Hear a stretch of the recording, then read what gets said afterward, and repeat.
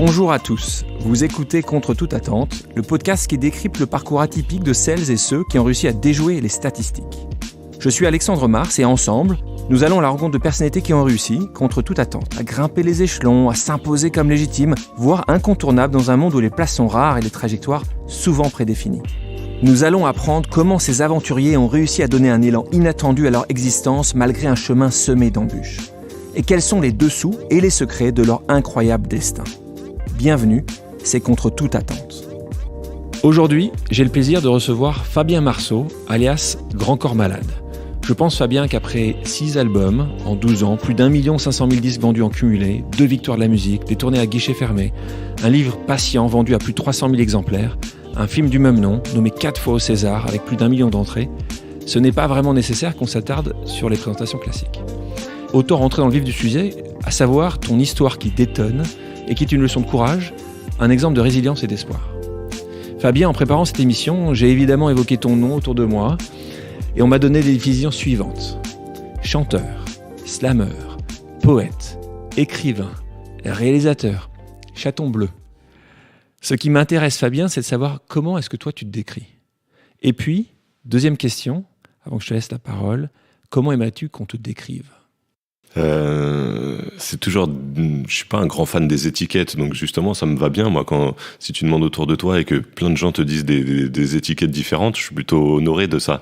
Alors si on essayait de trouver un dénominateur commun à tout ça, je dirais auteur. En tout cas, voilà, j'écris, c'est la base. J'écris des chansons pour moi, j'écris des chansons pour d'autres. J'ai écrit un livre, j'ai écrit des scénarios qui sont devenus des films. Finalement, j'ai réalisé ces films-là aussi, mais la réalisation c'est aussi une écriture. Donc voilà, je suis auteur. J'aime bien raconter des histoires et je me rends compte que j'aime bien raconter des histoires sous plein de formes différentes. Donc auteur, donc artiste, pour toi c'est auteur va avec artiste va avec auteur ou Ouais, artiste, ouais, les deux. Souvent, des fois, sur des paperasses administratives, il y a marqué métier. Ah oui. J'ai des sueurs froides à chaque fois que je sais pas quoi mettre. Et qu'est-ce que tu mets ? Souvent je mets ça. Je mets auteur. Alors deux fois, ça peut être artiste quand j'ai pas envie de rentrer dans les détails. Sinon, je mets auteur-interprète. Voilà, je sais. Mais en tout cas. Bon, il y a toujours cette notion d'auteur, et après il y a le mot artiste qui veut tout et rien dire, et qui m'a longtemps fait peur, parce que justement je suis français, et qu'en France on aime bien les étiquettes et les étiquettes uniques, et donc pendant longtemps moi j'étais le sportif. Alors oui, j'ai eu cet accident, j'étais plus sportif, mais d'un seul coup le mot artiste. Je me disais, c'est trop. C'est une veste. Enfin, quand tu veux être artiste depuis que tu as 8 ans, ouais. Tu l'assumes facilement. Quand tu te découvres artiste à 25 ans, t'as du mal à assumer ce mot-là, quoi, tu vois. Donc voilà, tout ça pour dire que les étiquettes, tu vois, je brode de 5 minutes pour essayer de donner une définition, mais j'en ai pas, quoi. Mais tu pourrais aussi mettre entrepreneur, non ? Parce que c'est ce que t'as entrepris réellement, puisqu'aujourd'hui, la machine Grand Corps Malade fonctionne à... Oui, on a une petite entreprise qui fonctionne bien, mais là je suis pas tout seul. De toute façon, un entrepreneur est rarement tout seul. Mais là, si on parle de petite entreprise, je peux pas ne pas citer mon producteur depuis le début qui s'appelle Jean Rachid, qui est celui qui un jour m'a dit tiens, je vais te produire un disque, un album. Et puis voilà, c'est lui aussi qui entreprend, qui a plein d'idées et qui m'aide à mettre tout ça en marche. 2005-2006 avec Jean Rachid, c'est ça, exactement. Donc on va partir du début. Donc tu as grandi à Saint-Denis, t'en es très fier, tu en parles très souvent. Ton prochain film d'ailleurs a été tourné là-bas, donc tu vas nous en parler. Passionné de sport, en particulier du basket. Et puis en juillet 97, un accident grave. Le choc n'a duré qu'une seconde, il a changé le cours de ta vie. Tu as écrit une chanson assez comme toutes, hein. Alors, je suis un fan, je ne vais pas dire, qui est une chanson extrêmement bien écrite, qui donc s'est arrivée sans prévenir sur les coups de 11h moins... 11h08, tu vois, c'est... 11h moins 2. 11h moins 2. Ah oui, c'est à 11h... Tu te souviens pas exactement de toutes les paroles, de toutes tes stars? Alors, il faut me remettre dedans. C'est-à-dire que si je me remets dedans, tac, mais t'es sûr qu'il n'y a pas un truc... Mais tout d'un coup, si, t'as raison. Mais tout d'un coup, alors que dans le ciel, il y avait un seul nuage, tu te souviens de la suite ou pas? Il était 11h08 quand ma journée prend... Un virage, ouais. Ça, c'est un texte qui s'appelle Midi 20 que j'ai pas fait depuis au moins 4-5 ans. Donc, c'est pour ça. Après, je l'entends une fois, je me le remets une fois et ça peut aller vite. Mais... Les probabilités en 1997, lors de cet accident, que tu retrouves 20 ans après à faire ce que tu fais, sont nulles et inexistantes. Comment tu l'analyses? Est-ce que tu as une manière de l'expliquer? Non, je me pose pas trop la question. Si on me la pose et que j'essaye de trouver des éléments de réponse, forcément, il y en a plein des éléments de réponse. Il y a plein de facteurs. Et déjà, il y a le fait de pouvoir se remettre debout. Parce que bon, si tu restes tétraplégique, c'est plus compliqué pour épouser une carrière artistique et faire des tournées dans le monde entier. Donc bon, déjà, il y a cette chance, entre guillemets, et puis ce travail qui a fait que j'ai pu me remettre debout. Et puis après, évidemment, il y a ce fameux terme de résilience ou d'une énorme difficulté, d'un énorme traumatisme, on arrive à en sortir quelque chose de positif et à changer le cours des choses. Encore une fois, je pense que c'est certainement une des définitions qu'on a souvent pour les gens qui réussissent quand on les attend pas, c'est que, ils travaillent beaucoup plus que les autres. Et qu'ils ont souvent, justement, soit ils sont un peu naïfs. Alors, je sais pas si toi, tu croyais que tu posais même pas la question. Non, je me posais pas. En fait, tu as une espèce d'instinct de survie. À un moment, de toute façon, il t'arrive un truc dramatique comme ça. Des fois, on me dit, mais comment t'as fait? T'as dû avoir vachement de courage. T'as pas le choix, de toute façon. C'est vraiment, j'apparente ça à un instinct de survie. Il va falloir tout donner pour essayer de sauver ce qu'il y a à sauver, de changer de projet de vie. Et après, on connaît quand même cette fameuse... Moi, mon dernier album s'appelle Plan B, c'est un peu ça, c'est cette hymne à la capacité d'adaptation de l'être humain.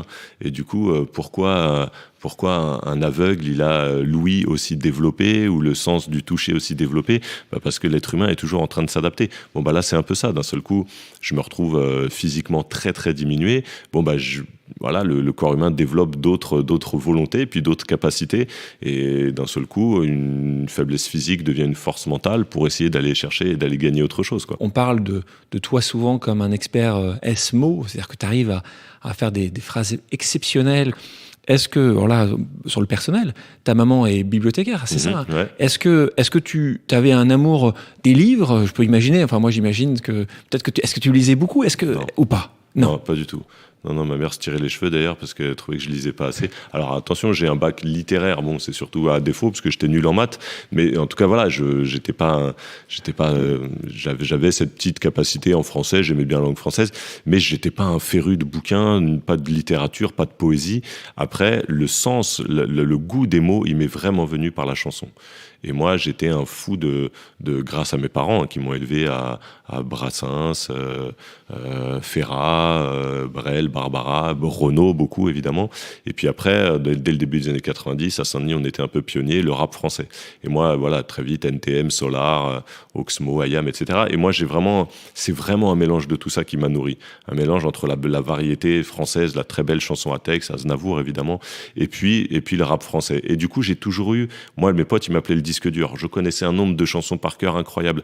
Mais après, je savais pas que j'étais, à ce moment-là, en tout cas, capable d'en écrire. Mais en tout cas, ça m'a nourri. J'ai un peu des automatismes qui viennent. J'ai eu tellement de mots dans les oreilles et j'en ai chanté ou slamé ou rappé tellement à l'époque que voilà, je sais que ce goût, il m'est venu plutôt par l'oreille que par la lecture. Alors, pourquoi le slam? Parce que c'est le slam qui m'est tombé dessus, vraiment. C'est-à-dire que là, je sais plus, j'ai 26 ans peut-être.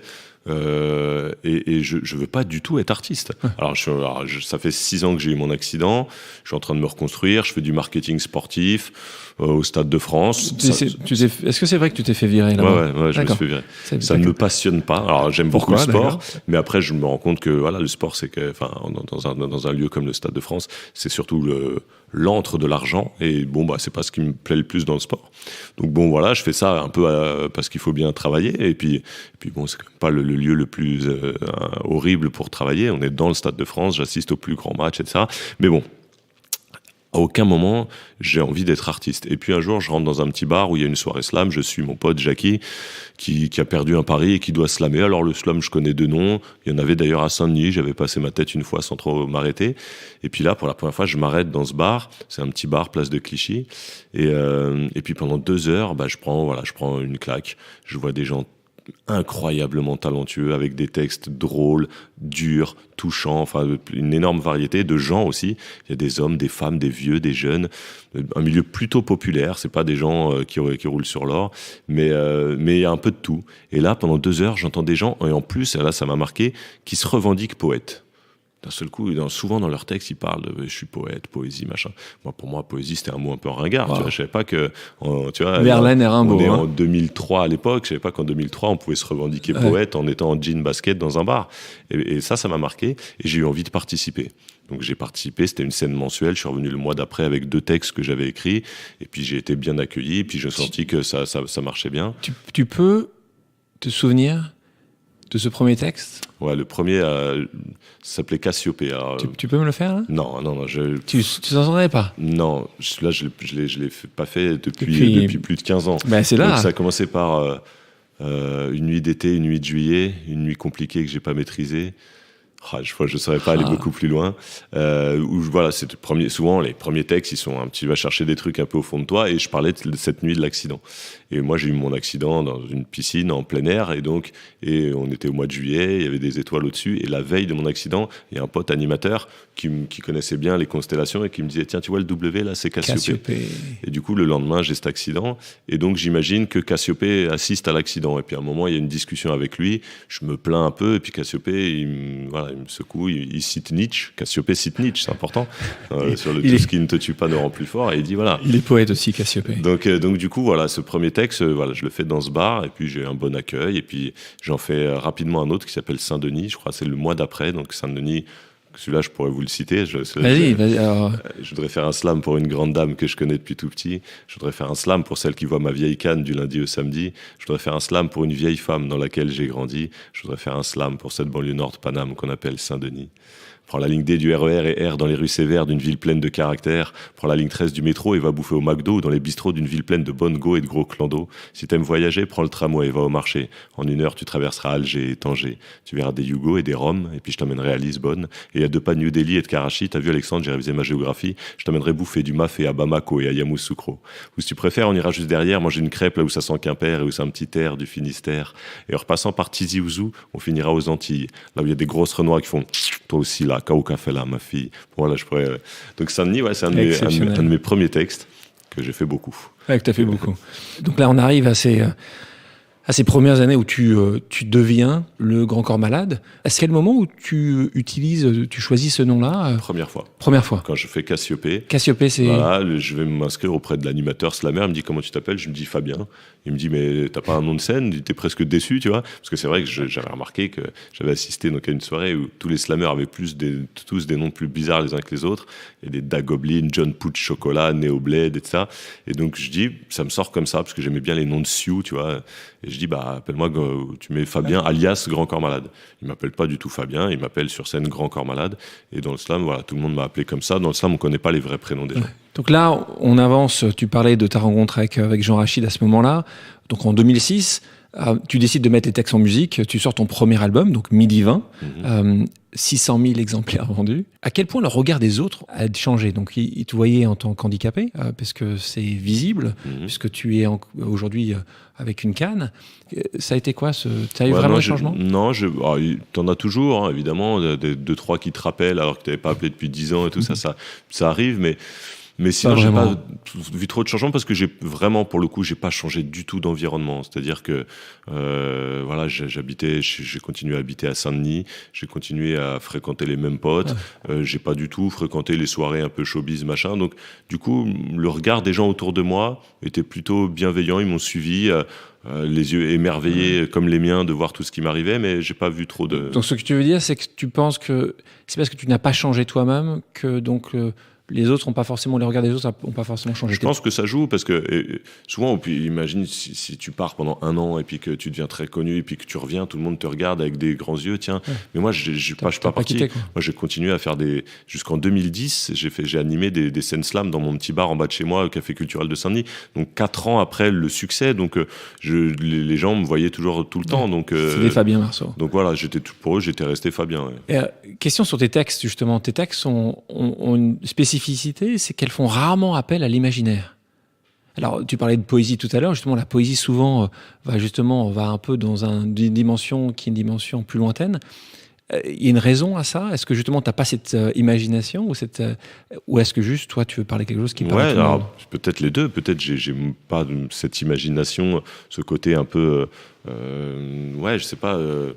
le côté un peu rêveur, le côté un peu qui va au-delà de la réalité. Moi, il y a 1000 façons de définir le slam, mais une de mes manières à moi, c'était de dire que j'aime bien faire, c'est de la poésie de proximité. Et c'est pour ça que moi, j'aime bien parler de la vie de tous les jours. Et je pense, je revendique qu'on peut être très poétique en parlant de choses très, très terre à terre, de bouffer un merguez frites sur un banc sous un réverbère, ça peut être très poétique. Tu peux le raconter de plein de manières. Et du coup, voilà, c'est de rendre un peu poétique ce quotidien-là, mais en essayant de mettre le doigt sur des choses vraiment très concrètes. Et moi, j'adore quand des petites réactions de gens me disent « Ah ouais, ah là là, t'as tellement raison. Attends, mais quand tu dis ça, attends, mais j'ai l'impression que tu parles pour moi. » Voilà, donc c'est pas très... On n'est pas dans l'imaginaire, on n'est pas dans l'onirique. Du concret. Mais en tout cas, j'espère que c'est une poésie qui parle aux gens, quoi. Donc tu cites, parce que dans cet article, c'était dans Ouest France, tu disais « Quand je parle de moi, je parle de tout le monde ». Donc pour toi, c'est justement que cette voix à ton public, qu'il n'y en a pas forcément. Est-ce que pour toi, c'est ça? C'est qu'en gros, ce que tu as pu vivre, pas tout, mais c'est juste que monsieur et même tout le monde vont vivre? Ouais, exactement. Il m'arrive des choses incroyables, mais sinon, je reste un être humain très lambda. Et dans mon quotidien, c'est pour ça que les gens t'aiment, je pense. Je suis absolument comme tout le monde. Et surtout, je pense que cette phrase-là aussi, c'était pour parler des textes qui marchent le mieux ou qui touchent le plus les gens. C'est-à-dire que si tu essayes de faire une grande généralité sur ce qu'est l'amour, etc., avec des grandes définitions, notamment un peu oniriques, etc., tu vas pas forcément toucher les gens. Par contre, si toi, tu racontes ton histoire d'amour, là, un des derniers textes d'amour que j'ai écrit s'appelle Dimanche soir. Voilà, ça fait 10 ans que je suis avec ma femme et d'un seul coup, au bout de 10 ans, je lui dis, voilà, ça fait 10 ans et voilà, au bout de 10 ans, que la passion est encore là. Et il n'y a absolument rien de ma vie privée, mais c'est quand même un texte perso. Ou alors, quand j'écris pour mon fils un texte mon fils va naître et un texte qui s'appelle Définitivement, c'est un texte ultra personnel. C'est moi qui parle à mon fils qui naît dans 3 mois et j'imagine ce que ça va être. Et donc, c'est un texte très perso. Et ben, c'est ceux-là qui sont finalement le plus universels. Et c'est ceux-là où tout le monde me dit « Ah, j'ai l'impression que tu as écrit pour moi. » Et vraiment. Donc, je me suis rendu compte de ça. Plus tu vas faire un texte perso où tu vas sortir un petit peu des trucs de tes entrailles, plus les gens vont avoir l'impression que tu leur as parlé à eux, quoi. Mais c'est vrai, la dernière fois que j'étais à ton concert, je me souviens que quand tu as commencé Dimanche soir, et ton exceptionnelle femme était là, et c'est vrai que les gens, pour ceux qui connaissaient pas ta femme, ils trouvaient ça beau, Personne ne la connaît. Personne. Vous mettez assez peu en avant, et ce qui est vrai, c'est que les gens écoutaient ça en disant qu'est-ce que c'est beau. Tu as parfaitement raison, ils le voyaient aussi pour ce qui est... Mais j'ai reçu, ça fait partie sûrement des plus belles choses de ce métier, c'est les retours que tu as. Ouais. Et là, sur Dimanche soir, mais même sur les réseaux sociaux, je vois combien de centaines de fois j'ai reçu des photos de couples qui s'embrassent ou qui fêtent leurs 10 ans de mariage et qui citent des passages entiers du texte parce qu'ils se l'approprient complètement. C'est leur texte, quoi. Donc, là, tu sais que ça me donne envie de te demander de nous faire quelques lignes de Dimanche soir. Ça, c'est possible. Je l'ai écrit il n'y a pas si longtemps que ça. Vas-y. Parce qu'avec toi, le temps a pris de nouvelles dimensions, que ma routine s'est égarée dans ses changements de direction, parce que les jours de la semaine se mélangent dans ce bazar, parce que c'est toi, parce que t'es là, je n'ai plus peur du dimanche soir. Parce que ça arrive tellement souvent que je sois en pic de sentiments et que ma pudeur accepte quand même de te le faire comprendre gentiment. Parce qu'il paraît que l'homme s'habitue vite, s'habitue trop, et que moi je sais que mes 2 mains ne se lasseront jamais de ta peau. Quand je vois tout ce qu'on a construit, je me dis que 10 ans, c'est tellement long. Puis je me dis que c'est tellement court à chaque fois que s'affiche ton prénom. Parce que le temps n'a pas d'emprise sur la couleur de tes yeux. Parce que le vent éteint une petite flamme, mais attise un grand feu. Parce qu'on s'est tant rapprochés que nos souvenirs se ressemblent. Parce que quand la vie n'est pas simple, c'est tellement mieux d'être ensemble. Parce que je sais que le lundi, je vais te parler et te voir. Parce que c'est toi, parce que t'es là. Je n'ai plus peur du dimanche soir. Waouh, que dire après ce texte. Revenons sur 2006. À cette époque-là, peu de gens peut-être s'en souviennent, mais les gens achetaient encore des disques. L'iPhone n'existait pas encore, iTunes n'était pas là. Ne parlons même pas du streaming qui n'existait pas. Parlons de l'industrie musicale, qui a donc, quand tu vendais 600 000 albums, aujourd'hui, le monde a changé en 10 ans, on ne parle pas sûr, en 100 ans. Hein. Moi, je suis arrivé vraiment à la grosse transition. C'est-à-dire, je suis arrivé les 2 dernières années où on vendait vraiment des albums physiques. Donc aujourd'hui, comment tu vois justement le monde pour les auteurs, pour les artistes comme tu es? Est-ce que donc c'est le monde du streaming forcément? Comment tu l'appréhendes, ce monde qui a été bouleversé en 10 ans? j'ai l'impression que tout le monde se cherche encore un peu sur le nouveau modèle économique. Les maisons de disques sont un peu dépassées, sont un peu en panique. Le streaming, et je suis bien placé pour le savoir, reste assez flou pour nous, d'un point de vue concret, d'un point de vue argent. Les retombées financières des streamings restent un peu floues. On n'a pas encore bien compris. Évidemment, ça n'a rien à voir avec ce qu'on touchait quand on vendait des albums physiques. Donc moi, de toute façon, je le vois, ce monde artistique, comme depuis le début, je le vois sur scène. Et aujourd'hui, c'est sur scène que les artistes gagnent le mieux leur vie. Et ça tombe bien, parce que c'est là où on fait notre métier. Et c'est moi ce que je préfère faire. Donc bien, l'important, voilà, on peut dire, tiens, c'est un peu triste, on vend moins d'albums, etc. Mais en même temps, il n'y a jamais eu autant de consommation de musique de toutes les générations. Et puis voilà, l'important, c'est d'aller faire vivre nos textes en face des gens, les partager yeux dans les yeux avec un public. Quelque chose qui, moi, m'a vraiment intéressé, c'est de savoir que tu es commandeur. Commandeur de l'ordre des arts et des lettres. Alors, tu as été chevalier, officier, commandeur. Et tes textes sont étudiés dans certaines écoles. Donc, est-ce que toi, t'en es fier? Est-ce que c'est maman qui en est fière? Est-ce que tu t'as accepté facilement? Parle-moi de ça. Ben, j'en suis très fier, mais notamment pour maman. Évidemment, ma mère qui disait tu lis pas assez, ma mère qui, elle, lisait énormément, c'était la littéraire de la famille. Et la première fois que je lui ai dit tiens maman, apparemment je viens d'être nommé chevalier dans l'ordre des arts et lettres, elle s'est foutue de ma gueule, elle m'a dit mais non arrête. Tu vois, une mère elle y croit jamais trop à ces trucs-là. Et donc ouais, je l'accepte sans problème, évidemment. C'est très abstrait pour moi ce genre de... j'enfonce des portes ouvertes, mais évidemment, nous, ce qui nous fait plaisir, c'est voir le public se lever dans les concerts à la fin du truc. Et cette espèce de reconnaissance, tu sais pas trop d'où elle vient, de quel siècle ça a été créé, en plus, qui passe par le ministère de la Culture, qui dépend de tel gouvernement. Tout ça, c'est un peu... Mais je prends. Ouais. Ces reconnaissances-là. Et puis t'as pris 3 fois en plus. Ouais, alors j'ai jamais fait ni la cérémonie j'ai fait celle du chevalier, j'ai jamais fait ni officier ni commandeur. Bon, qu'est-ce qu'il y a après commandeur, est-ce que tu sais? Non, je crois qu'on est au plus haut là. Commandeur, on est au plus haut. Peut-être ministre. Mais non, mais je crache pas du tout dessus. C'est une reconnaissance, voilà, institutionnelle de gens qui sont quand même, à mon avis, assez éveillés sur le monde culturel et qui se disent tiens, bah voilà, Grand Corps Malade, ce texte semble être assez intéressant pour qu'on lui donne cette récompense. Moi, je prends avec plaisir. Et pour revenir sur les écoles, ça, je prends encore plus avec plaisir. Chaque année, j'ai des messages d'élèves qui disent tiens, bah voilà, au bac français, je suis tombé sur un de tes textes, etc. Donc, ça, c'est dingue. Ça me fait toujours un peu peur parce que j'ai peur tu te souviens toujours de ta mauvaise note au bac français à cause de Baudelaire ou Montaigne. Voilà, j'ai peur qu'ils se disent tiens, j'ai eu 6 à cause de Grand Corps Malade et toute sa vie, il s'en souvient. Donc, non, mais au-delà de ça, c'est génial. Ouais, d'avoir la reconnaissance des profs de français qui se disent tiens, on va le mettre au programme, ça c'est fou. Hein. Ça c'est assez unique. Question sur, justement, tu parlais des ministères, des gouvernements. Compte tenu de ton aisance et ton talent à jouer avec les mots, j'imagine que tu as été sollicité par des politiques, oui et non? Oui, si, pas mal, ouais. Plutôt du côté de Saint-Denis, je suppose, ou Ouais, au niveau local, bien sûr, parce qu'en plus, j'étais très impliqué sur le milieu associatif de ma ville, donc au niveau local, bien sûr, mais même au niveau national, oui, à chaque présidentielle. Toc. Ouais, on vient taper à ta porte. On vient taper à ma porte. J'esquive... Pas du tout parce que ça m'intéresse pas. Moi, je suis citoyen, je vote, je m'intéresse de près à la chose politique, comme on dit. Par contre, je me sens pas à l'aise d'être sur une tribune et de serrer la pince à un tel ou un tel. D'ailleurs, j'ai jamais compris pourquoi il le faisait. Je trouve que ça rend pas plus crédible un politique. Ça se calme un peu. Mais il y a une dizaine d'années, là, c'était la course aux people, quoi. Ouais. Plus t'allais avoir des chanteurs populaires dans ton giron, et plus t'allais, enfin, je trouve ça leur rend pas service. Je trouve pas ça les rend pas très crédibles.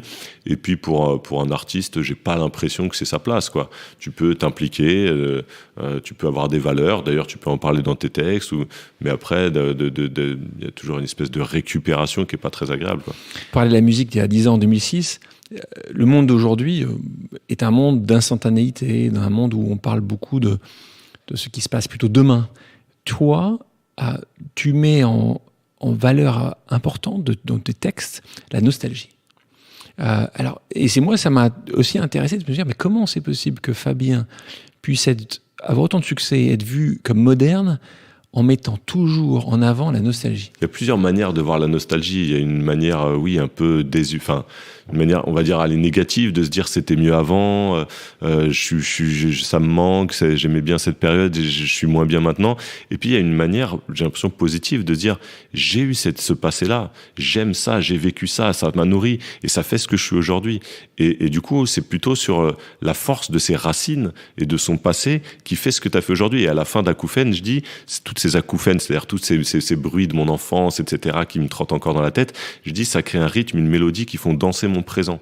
Et en fait, c'est ça, cette nostalgie. C'est une nostalgie, pas du tout qui me plombe le moral, mais au contraire, c'est une nostalgie qui me dit, ouais, j'ai vécu ça, ça a fait ce que je suis aujourd'hui, ça m'a donné cette force, et aujourd'hui, ça me permet d'avancer. Donc cette nostalgie, c'est aussi, tu vois, si on ouvre un peu la porte, c'est aussi de dire, dans un pays, ne pas oublier son histoire, quoi. Et qu'un pays, il avance encore mieux quand il connaît son histoire et son passé. Ben, moi, à ma petite échelle, c'est un peu ça. J'avance encore mieux et j'ai l'impression que je suis plus serein quand je me rappelle d'où je viens, quoi. Un message important à donner. Et quand tu parles justement de qui tu es aujourd'hui, tu représentes la diversité. Moi aussi, tout à l'heure, on parlait des définitions. Pour moi, tu es l'exemple de la diversité. C'est quelque chose que tu revendiques. Comment tu l'analyses ?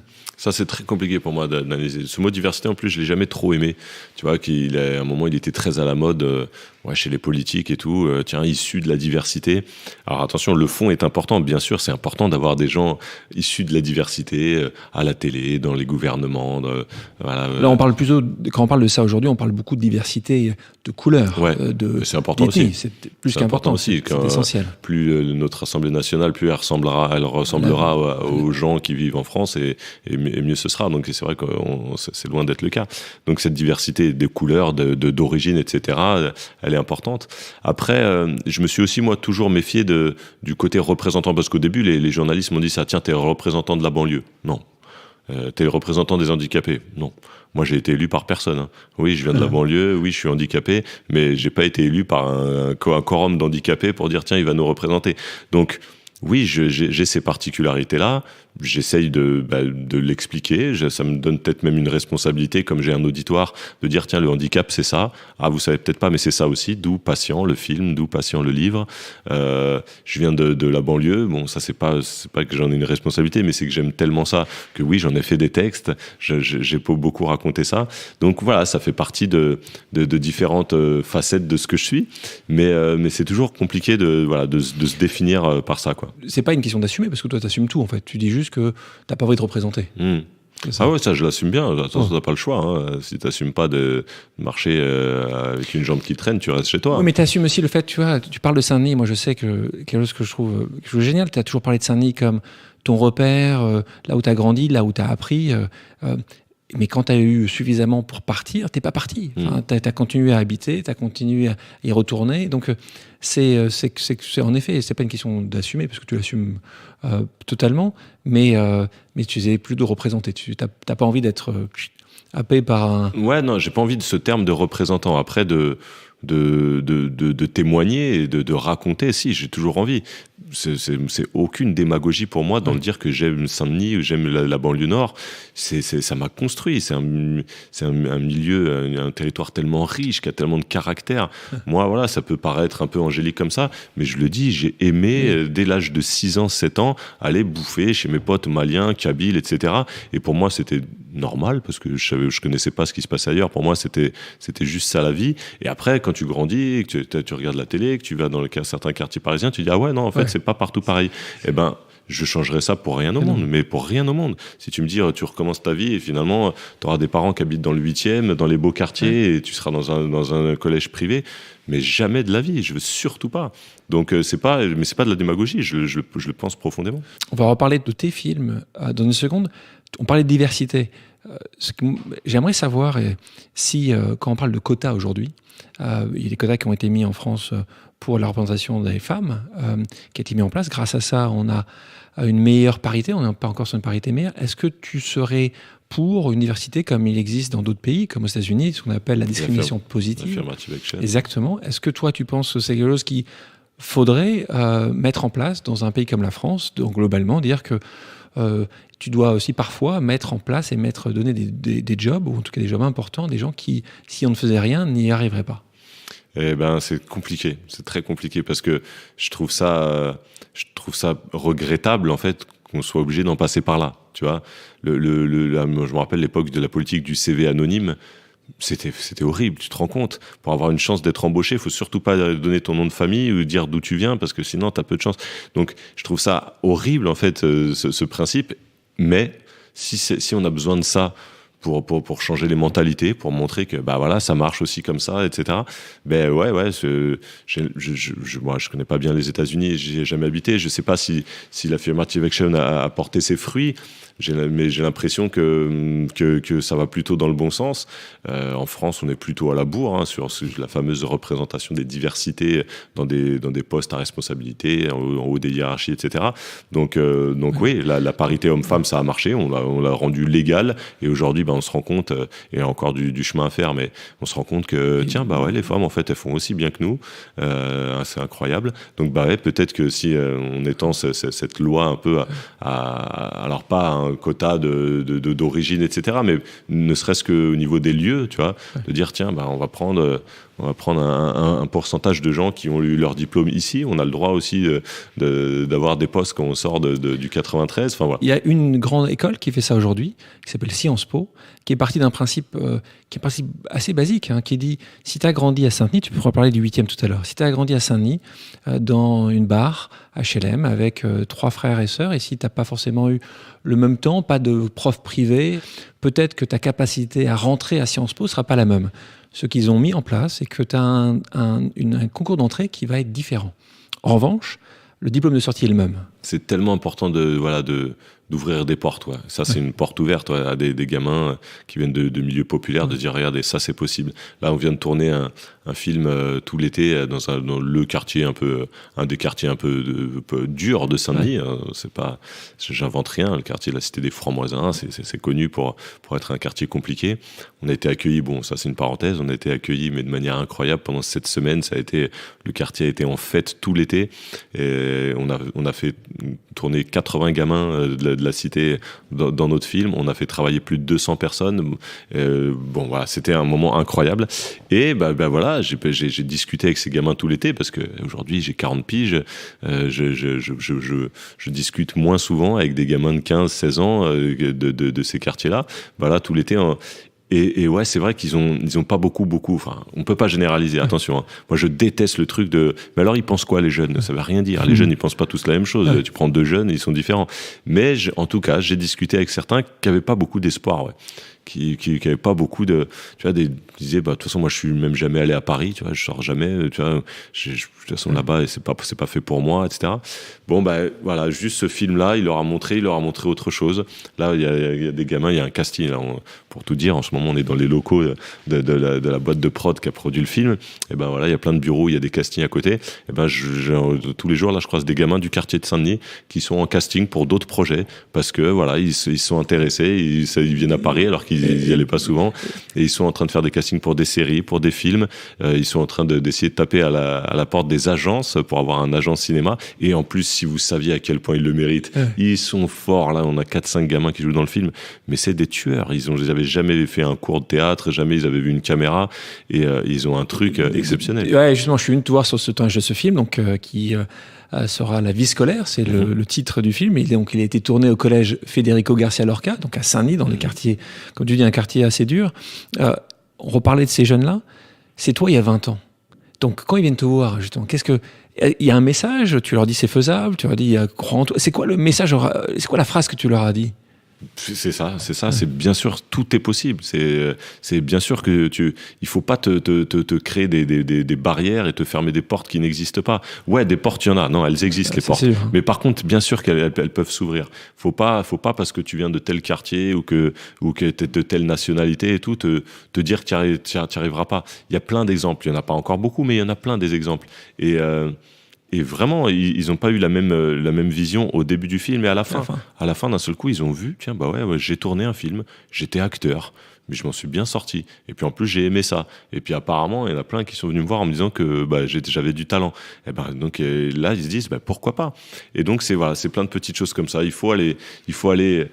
Comme c'est le gros problème, justement, je te disais, il y en a certains, ils n'étaient jamais allés à Paris, ou alors 2 fois, alors qu'ils sont à 5 minutes de métro. c'est compliqué, ils sortent pas beaucoup. Ouais. Et une fois de plus, je généralise pas. Il y en a qui sortent, mais il y en a plein qui sortent pas. Donc putain, moi, là, on va créer un truc dans le quartier on va créer un cours de théâtre, un truc qui va être une base pour qu'après ils sortent aussi, leur donner les armes pour dire tiens, moi aussi maintenant je vais aller faire le cours Florent, moi aussi je vais aller faire des castings.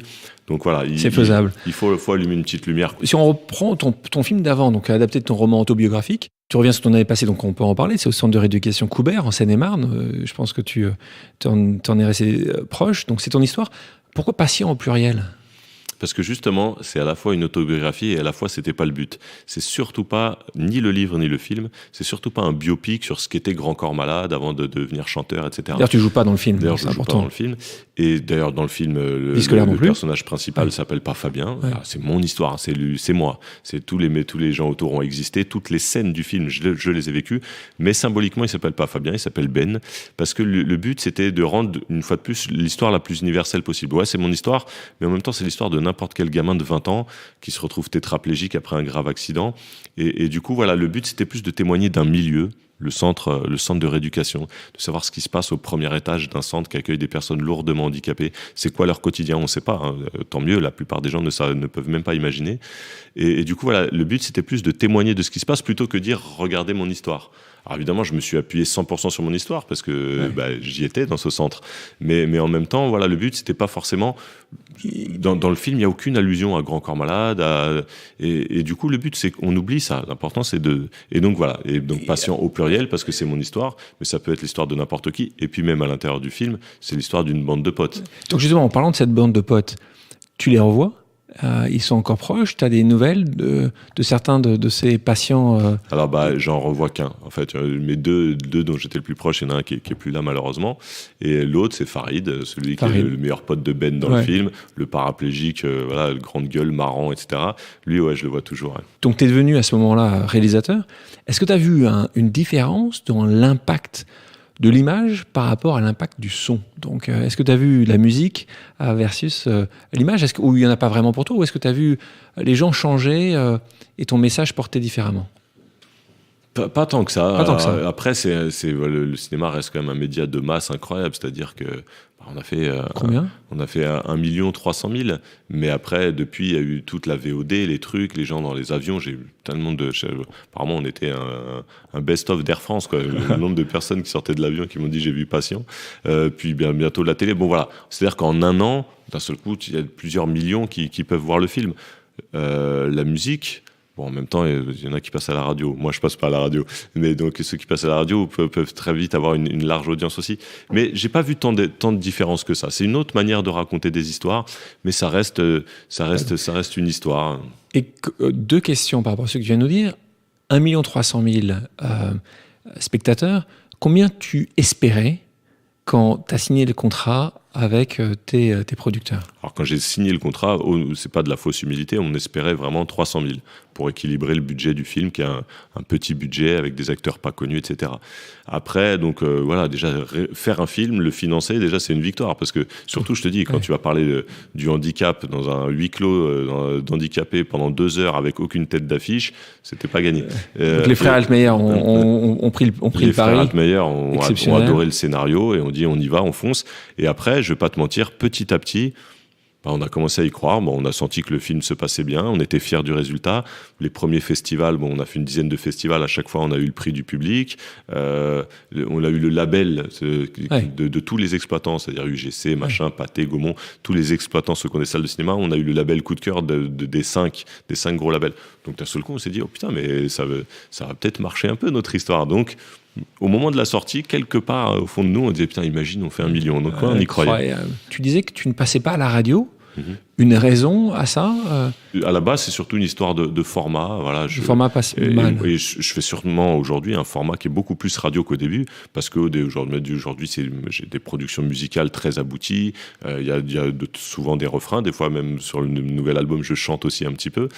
Mais les radios ont beaucoup de mal à bouger. C'est-à-dire qu'elle se rappelle, pour elle, Grand Corps Malade, c'est encore juste un petit piano derrière et un long texte très bavard sans refrain.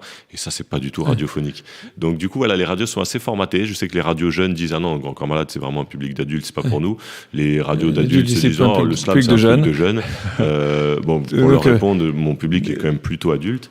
Mais voilà. Okay, donc, amis des radios, changez le carcan dans lequel vous vivez. Après, c'est une espèce de fierté aussi. Alors, je dis pas, je préférerais passer la radio. Bien sûr. C'est quand même le média musical. C'est-à-dire que j'aimerais bien qu'à Angers ou à Tourcoing, t'allumes ta radio et tu puisses entendre une de mes chansons. C'est quand même le mieux. Mais après, de faire des belles tournées et de vendre autant d'albums sans radio, finalement, c'est un petit pied de nez, quoi. On a parlé de tes proches, ta femme, tes enfants rapidement, Jean-Rachid. Une autre personne qu'il faut qu'on cite, c'est ton co-réalisateur, Bien sûr. Mehdi Idir. Donc, souvent les artistes sont vus comme ça, travaillent toujours avec des gens très proches. Donc, toi, est-ce que tu trouves que c'est logique aussi? Tu as envie alors, il est le parrain de ton enfant, et tu es le parrain de son enfant. Est-ce que pour toi, c'est normal de travailler avec les très proches, ou est-ce qu'il y a une raison derrière ça, ou est-ce que tu penses que c'est le milieu artistique est souvent mieux formaté comme celui-là? Non, il n'est pas tout le temps formaté comme celui-là. Il y a des gens qui vraiment surtout pas travailler. Des alliances professionnelles et des gens qui disent surtout pas travailler entre copains parce que ça se passe mal. Mehdi, c'est un peu particulier. Mehdi, c'est pas vraiment un pote d'enfance. Alors, pourtant, il a grandi à Saint-Denis. On se connaissait de vue, etc. Mais je l'ai rencontré vraiment il y a 15 ans. Et en fait, on est vraiment devenus potes en commençant à travailler ensemble. Donc lui, de toute façon, on sait que professionnellement, on s'entend. Voilà, les acteurs nous disent souvent, on dirait que vous avez un cerveau pour deux. Je sais pas trop comment faut le prendre, mais en tout cas, voilà, on est sur la même longueur d'onde. On a les mêmes principes, les mêmes idées, ce même recul, tu vois, ce truc un peu zen, parce qu'il paraît que c'est pas tout le temps le cas sur les plateaux de cinéma. Nous, on est vraiment à la cool, et du coup, on a le même état d'esprit là-dessus. Donc voilà, on a toujours bossé ensemble avec Mehdi. Tu dis que tu es un artiste plutôt concerné qu'engagé. Ouais, c'est quoi la différence? Je sais pas, mais c'était histoire d'avoir une réponse aux journalistes. Okay. Non, voilà, mais quand même, artiste engagé, c'est un truc où, tu vois, engagé, il y a presque un truc un peu militant. Les militants, c'est des gens qui font des sacrifices pour toi. Moi, j'ai pas l'impression de faire des sacrifices. Je fais mon métier, je fais des belles scènes. Donc engagé, peut-être, je sais pas si je le mérite, en fait, ce titre de chanteur engagé. Donc voilà, sans trop jouer sur les mots, je me dis concerné, parce qu'en tout cas, bien sûr, il y a des artistes complètement en dehors de toute actualité, de toute réalité. Non, moi, j'écris sur le monde qui nous entoure. Je fais ma déclaration d'amour à Patrick Balkany. Je regarde ce qui se passe autour de nous. Heureusement que des gens comme toi sont engagés, pas uniquement concernés. Tout le monde est concerné. On est concerné par le fait que le réchauffement climatique est une réalité. On est concerné par les choses. Engagé, c'est toi. Et les auditeurs le savent pas forcément, mais tu t'es engagé à donner 1% des bénéfices de ton album à des causes sociales, pour une meilleure justice sociale. C'est 1%, ou quel que soit le pourcentage d'ailleurs, plus que ton message sur scène. C'est ce que tu en fais qui est important, et j'espère que tu continueras à être plus engagé que concerné. Tu évoques souvent des rencontres dans tes textes. Une question pour toi, est-ce que tu peux nous raconter une rencontre qui t'a beaucoup marqué, dont tu n'as jamais parlé dans une chanson? Petite anecdote, je suis dans un métier où je rencontre plein de gens connus, des grands artistes, des grands chanteurs, maintenant des grands acteurs, etc. J'ai beaucoup d'admiration pour eux, mais j'ai pas l'œil de l'enfant quand je les vois. Ouais.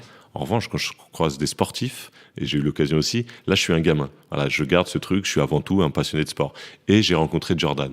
Et donc j'en ai jamais parlé dans un titre, mais voilà, j'ai rencontré Jordan, et j'ai un anglais assez pitoyable, mais là j'avais bien préparé ma phrase, et je suis allé le voir en lui disant... en anglais, vas-y, dans le texte, vas-y. You know, Michael, in France and all around the world, everybody loves you. But nobody love you like I love you. Voilà. Et bon, je pense que grosso modo, il m'a compris parce qu'il a rigolé et il m'a pris dans ses bras. Il m'a fait le hug américain. Et là, tu te souviens de ce jour-là, tu t'en souviens où c'était, le moment, la minute, t'as été photographié. J'ai fait, là, pour le coup, ma vraie déclaration d'amour à Jordan. Sans lui raconter que je me suis levé toutes les nuits pour voir les finales NBA. Voilà. Donc, c'est une magnifique transition. Parce que nous allons finir cet entretien, cette discussion, tous les deux avec un petit quiz. Donc, facile, hein, tu as l'habitude. 2 questions, une réponse. Tu peux expliquer pourquoi ou pas? Michael Jordan ou Tony Parker? Michael Jordan. Et Tony m'en voudra pas, j'espère, mais il me comprendra. Okay. Tu peux pas concurrencer Michael. Saint-Denis ou Neuilly? Saint-Denis. Facile. Pogba ou Kanté? Ah, Kanté. Booba ou Caris? Écoute, je connais ni l'un ni l'autre personnellement. Si vraiment je prends juste la plume, Booba, je pense, c'est plus fort. Céline Dion ou Beyoncé? Ah ouais, c'est un peu le même gabarit, c'est un peu des divas hors normes. Bon, Grande j'ai eu voix. la chance d'écrire pour Céline Dion, donc T'as écrit pour Céline je vais Dion. dire Céline Dion. Quelle était la chanson? J'en ai écrit 3. Ouais. Une chose qui s'appelle La mère et l'enfant, La mère MER. J'ai écrit Son étoile, et puis la troisième, Les yeux au ciel, où elle a un dialogue avec son fils. Mistral gagnant ou, pour ceux qui ont vu le film, Thriller? Ouais, Mistral gagnant. Fabien Marceau ou Grand Corps Malade? Oh, Fabien Marceau. Train ou voiture? Voiture. Même si je parle des voyages en train et que c'est ma chanson la plus connue, je passe ma vie dans ma voiture. Et c'est mon bureau, c'est mon studio d'écoute. Voilà, je suis bien dans ma voiture. Donc, il faut que tu fasses peut-être une chanson sur la Ouais, voiture. c'est vrai. Et bon, Voyage en train, une bonne raison, c'est qu'elle est exceptionnelle. Donc, je suis désolé de te demander de la faire pour la 40 millième fois. Est-ce que tu peux nous faire le début, la fin? Ouais. Je crois que les histoires d'amour, c'est comme les voyages en train. Et quand je vois tous ces voyageurs, parfois j'aimerais en être un. Pourquoi tu crois que tant de gens attendent sur le quai de la gare? Pourquoi tu crois qu'on flippe autant d'arriver en retard? Je vais vous faire la fin. Pour beaucoup, la vie se résume à essayer de monter dans le train, à connaître ce qu'est l'amour et se découvrir plein d'entrain. Pour beaucoup, l'objectif est d'arriver à la bonne heure pour réussir son voyage et avoir accès au bonheur. Il est facile de prendre un train, encore faut-il prendre le bon. Moi, je suis monté dans 2-3 rames, mais c'était pas le bon wagon. Car les trains sont capricieux et certains sont inaccessibles. Et je ne crois pas tout le temps qu'avec la SNCF, c'est possible. Il y a ceux pour qui les trains sont toujours en grève et leurs histoires d'amour n'existent que dans leurs rêves. Et il y a ceux qui foncent dans le premier train sans faire attention, mais forcément, ils descendront déçus à la prochaine station. Il y a celles qui flippent de s'engager parce qu'elles sont trop émotives. Pour elles, c'est trop risqué de s'accrocher à la locomotive. Et il y a les aventuriers qui enchaînent voyage sur voyage. Dès qu'une histoire est terminée, ils attaquent une autre page. Moi, après mon seul vrai voyage, j'ai souffert pendant des mois. On s'est quitté d'un commun accord, mais elle était plus d'accord que moi. Depuis, je traîne sur le quai, je regarde les trains au départ, il y a des portes qui s'ouvrent, mais dans une gare, je me sens à part. Etc. Exceptionnel. Dernière question, les toutes dernières questions. Aznavour ou Johnny? Aznavour. Bastia ou Ajaccio, grand amour de la Corse? Bastia. Jean ou Rachid? Ah, Rachid. Terminé. Écrire ou slammer? Ah, c'est peut-être le plus dur. Parce que pour moi, les deux sont tellement intimement liés. J'avais un texte sur mon deuxième album qui s'appelle J'écris à l'oral. Voilà, j'écris uniquement pour le dire, quoi. Donc, écrire, si ça reste sur la feuille, ça m'intéresse pas. Fabien, merci d'avoir accepté beaucoup. cette invitation, d'avoir été si transparent, d'être qui tu es, cet auteur, artiste, poète engagé.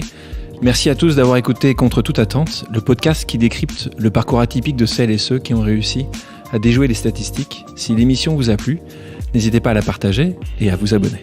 À la prochaine.